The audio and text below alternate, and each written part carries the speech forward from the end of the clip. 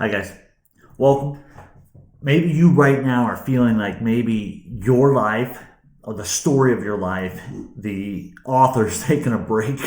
Maybe you're feeling like, hey, there's some pages in my story that were missed a little bit ago, because if they would not have been missed, I wouldn't be in the shape I'm in. I'm just feeling kind of empty and confused, and I need some clarity for my next steps.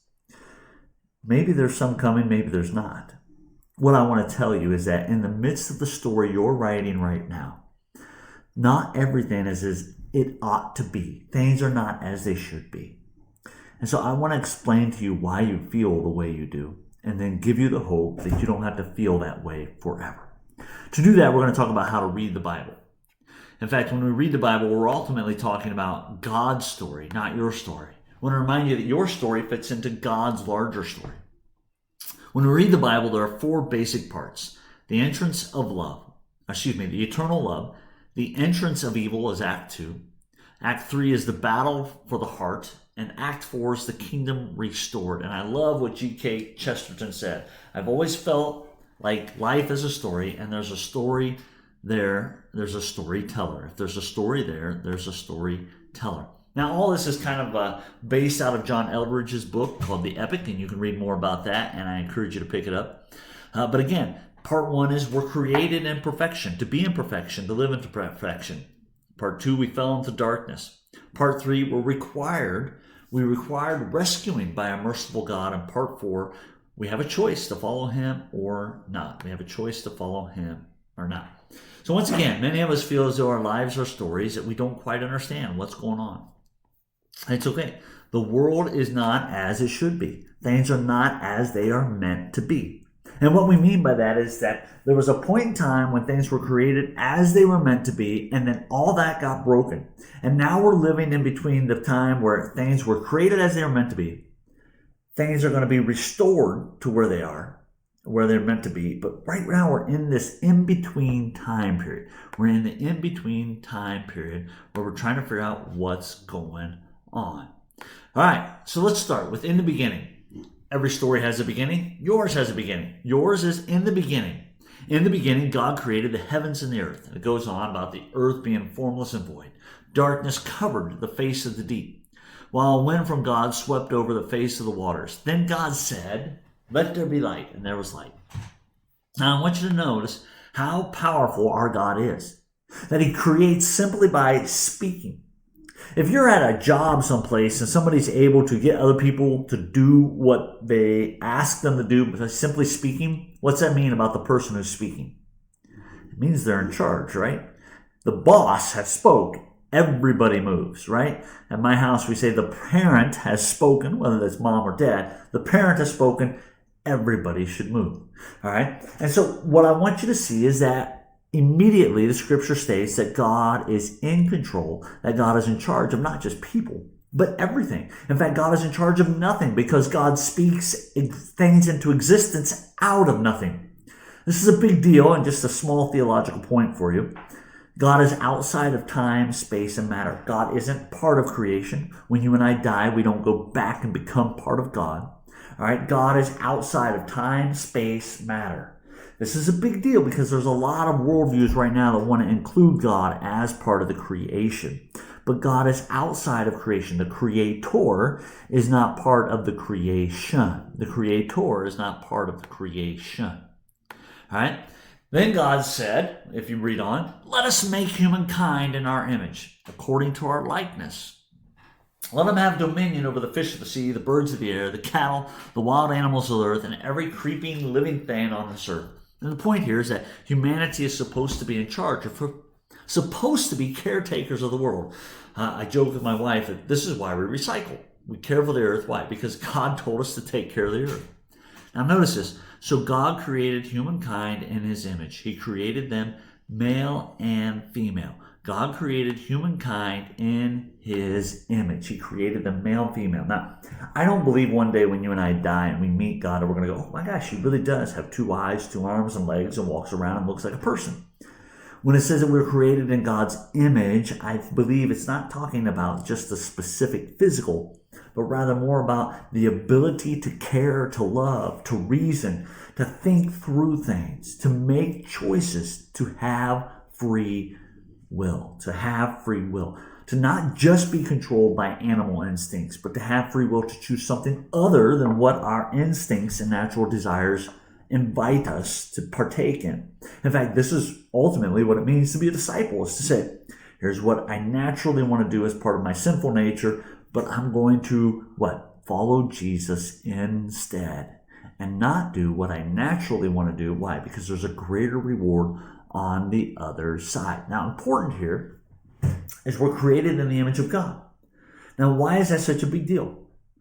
Because our responsibility then is to reflect God, to be little, if you will, mirrors of God all over the world. Chris Tomlin has a song right now, we're made to be like the moon, meaning that we reflect God's image. We don't have any light of our own, just like the moon, but we reflect God's image. All right, now, it goes on, let us make humankind in our image. Now, again, a big deal is we were created, meaning that we're not self-determined. I love this idea. Before you know what you should do with something, you should know what that something is for. And so when we begin to say, hey, what should I do with my life? What's my purpose? What's my meaning? Do I have any value? And again, my story seems broken. Maybe my story doesn't have an ending. Maybe I'm not even meant to be part of God's bigger story. Well, before you start looking at your own life and saying, woe is me and life's terrible, we should stop and go, who made me? Why did you make me? The other piece of that is when we start thinking about our life and our purpose and our sexuality and our thinking and our reasoning and our moral choices and all those things, we should also stop and go, what was the purpose you made me for? Will what I'm doing give my Creator glory? Does it reflect the image of God? Again, God had a purpose for you and thinking about you when you were created. God said, let us make humankind in our image, which means that our purpose isn't self-determined, it's created and given. Again, you and I don't get to choose our purpose. I love this because you and I often hear someone say, I'm a mistake, I'm an accident. My parents didn't even want me. Why would anybody else care for me? Nobody should love me. I'm worthless. And again, we've all felt that way, right? Depending on what's going on in our story, we all get there at some point in time and another. Well, Rick Warren had a little phrase in his Purpose-Driven Life. I love to read it. You're not an accident. Your birth was no mistake or mishap. And your life is no fluke of nature. Your parents may not have planned for you, but God did. Long before you were conceived by your parents, you were conceived in the mind of God. He thought of you first. It is not fate, not chance, nor luck, nor coincidence that you are breathing. This very moment, you are alive because God wanted to create you. God wanted to create you. So our next question should be, what am I for? What's my purpose then? I remember when God created in the garden, things were perfect. It was as they should be. What does that mean? Well, God shows up and walks with Adam and Eve. They hang out. They have nothing between them. Their relationship is a relationship of unity where they enjoy the honor and privilege of hanging out with God and being with God all the time. Sin enters and is going to break that. But before we get there, which is Act 2, I just want you to pause and go, this was how it was meant to be. We were meant to be in a constant, harmonious relationship with God, with all of nature. Nothing between us. And it was beautiful. In fact, what were we created for? I love the Toby Mac song that has the lyrics, you were made to be loved, and I was made to be loved by you. In fact, it says you were made by God and for God. And until you understand that, your life will never make sense. Our purpose in life then is to give God glory, meaning that we are to live for God. When someone asks me, hey, why am I here? What's my purpose in life? I always want to just stop and say, you're created to be a disciple of Christ. That's really what I want to say to them. And part of being a teenager and even an adult sometimes means I don't know the end of my story. I'm just taking the next steps in obedience and following Christ. But that's what we're made for. to live obedient to Jesus Christ, to reflect the image of God back to God. And when anybody looks at us, they should see someone that's so loving, so caring, yet so honest and truthful, so in love with justice, so in love with Jesus that they can't help but see God. That's what you were created for. That's how things were meant to be in the garden, long before things were broken.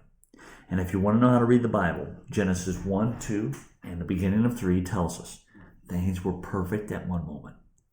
You go all the way to the end, Revelation 20, 21, they begin to tell you about how God's restoring everything as it should be again. And this is what we're looking forward to. So, between Act 1 and our last act, what we got to do is read the other acts to understand how to make sense of the Bible, what Jesus did, and why he did it.